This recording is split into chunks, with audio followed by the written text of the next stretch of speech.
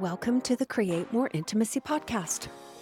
I'm Elisa Stoddard, and I help men stop chasing sex and start building real connection so they finally feel close, connected, and wanted again. Hey, I'm glad you're here today.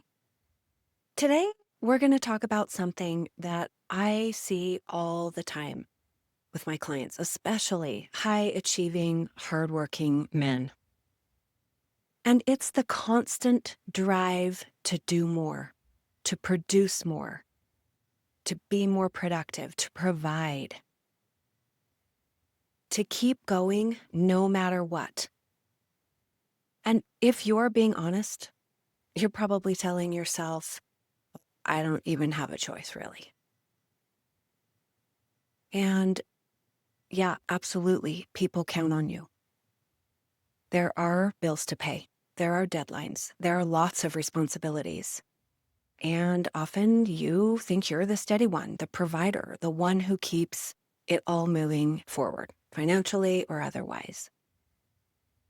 Because what I've seen and what we're going to explore today is what happens when that drive becomes your whole identity. Because when you believe that your worth is tied to what you do, it becomes nearly impossible to slow down. And it's even harder to feel good about yourself when you're not producing. That's why it's so hard to sit still. And if no one has ever said to you before, let me just say it today, right now. Your worth does not come from what you produce. You are allowed to rest. You are allowed to enjoy your life. I didn't always have words for this pattern, but I have watched it unfold right in front of me in my own family with my husband. Years ago, when he was earlier in his career and was working himself into the ground, he put in so many hours. And I observed him going in very early, hours before others, and working very late. And I think he was trying to prove his worth and be recognized by the people above him, like the owners or the managers. And I guess early on, he was chasing a title and that next nod of approval. And like a lot of companies, they were absolutely thrilled to take everything he gave. But that didn't mean they gave anything back. At the same time, he was training for marathons, and I'm talking like 7 every summer. And that brought him a lot of peace and joy. But it also meant that he would get up to run before going into work very early and running on his days off. And sure, from the outside, it looked like discipline in many ways, and it was. But what I also saw was a man trying to prove something. And he wasn't doing all of this just for fun or health or passion, I don't think. I think there was an element of chasing his worth. And it looked like building a title or being able to provide or a marathon time that he was very proud of. And the truth is that no boss and none of the finish lines, no amount of praise from me even, could ever fill that need. Because when you don't believe that you are enough already, there is no amount of doing that kind of thing that will fix it or fill that hole.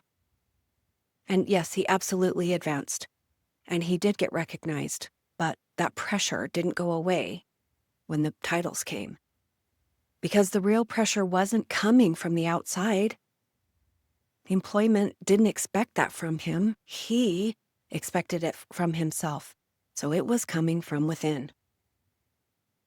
And from the outside, I am sure it looked very admirable, like a man who was very committed and hardworking and determined.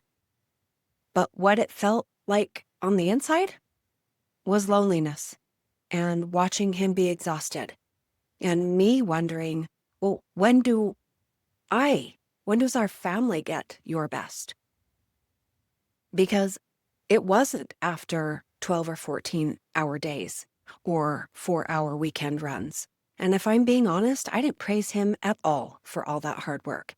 Not because I didn't see it, but because I felt like I had to compete with it.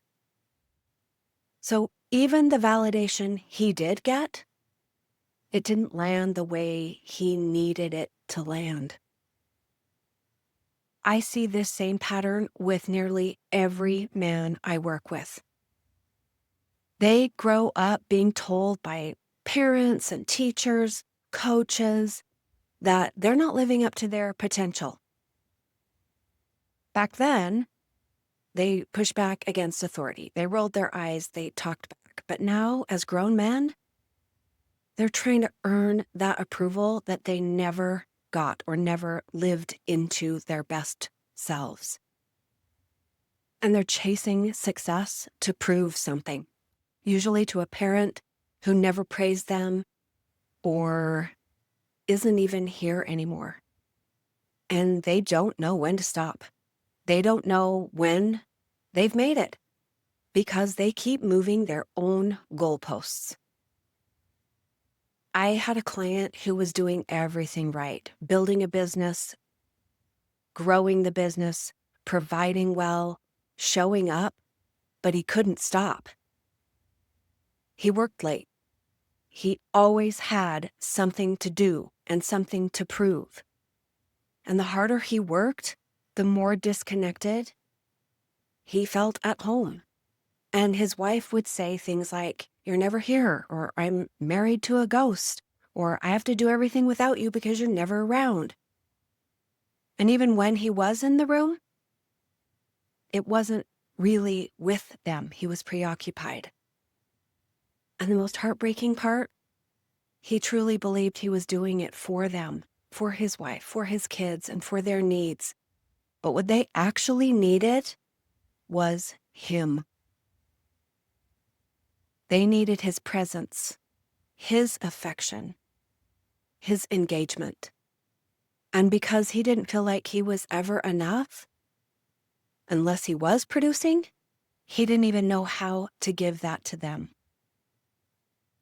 The pressure to do more and provide more is costing you. It costs you your personal peace. It costs you connection with your wife and your kids. And if we're honest, it costs you your relationship with yourself. You're so used to producing that you don't even know what it feels like to rest, and you feel guilty if you ever do stop. You feel like a failure if you're not constantly working towards something or achieving something. And you don't know how to relax without checking your phone. You don't know how to be with your family without checking out mentally. Partly because you aren't present enough to even know the important things in their life. And you sure don't know how to say to yourself, "What I've done is enough for today. And I'm enough, even if I didn't do it all." Because you've never learned how to validate yourself. This belief that worth comes from doing, it starts early. I am sure you heard things like, "Don't be lazy, always work hard, never sit down. You're only as good as your last win." And maybe that came from a dad who only praised you when you did win, or a coach who yelled when you didn't deliver, or a teacher who told you that you'd never amount to anything unless you got serious. And you learned this message: if I want love and respect, I have to earn it. So now, as a grown man, you don't even know how to receive love if you're not doing something useful. You don't trust praise unless you've just achieved something, and you think relaxing is lazy somehow. And your body and your relationship and your nervous system, they're the ones paying the biggest price. Let's talk for a second about what rest even means, because we probably need to define that. Because when I say you're allowed to rest, a lot of you don't even know what rest would look like. So I want to be clear. Rest isn't just napping and zoning out in front of a screen. Real rest is taking time doing things without rushing, having time for conversations, sitting still without feeling guilty. That is going to be hard, and you're going to have to learn how to do that. Saying, I've done enough for today, and actually believing it. Letting yourself be proud without waiting for someone else to say it first. Rest is giving yourself permission to just be. To show up for your wife without needing to impress her, for example. Or to be with your kids and not have everything you say to them be some kind of life lesson. To be with yourself and feel peace instead of pressure. So we need to learn how to make that shift. So how does it even start? Well, it starts by noticing the question running in the background of your life, that one that says, am I doing enough to matter? And replacing it with something a lot better. Something like, who do I want to be when I'm sitting still and not producing? And I'll tell you, that's where the real power is. Because once you start believing that your worth doesn't come from what you do or what you produce, you stop resenting your wife for not saying the right thing, for not appreciating you and praising you. You stop looking for a boss or a client to validate you, and you stop measuring yourself against some invisible, unattainable scoreboard. In essence, what it allows is for you to start living. So here's a takeaway for you. If your worth comes from what you produce, then when is it enough? And if it's never enough, maybe that's a sign that your worth isn't in what you produce. You've done plenty. You've already done enough. You just need to start seeing yourself that way. Thanks for being here. If this resonated, come back to that question and ask yourself honestly, when is it enough? If you're ready to break this pattern, this is what I help men do every day. Take care of yourself. We'll see you next time. Thanks for being here. If something in this episode hit home, don't forget to subscribe and leave a review. It helps more men find the support they need. And if you are ready to get help or take the next step, you'll find the link to book a free call in the show notes. I'll see you next time.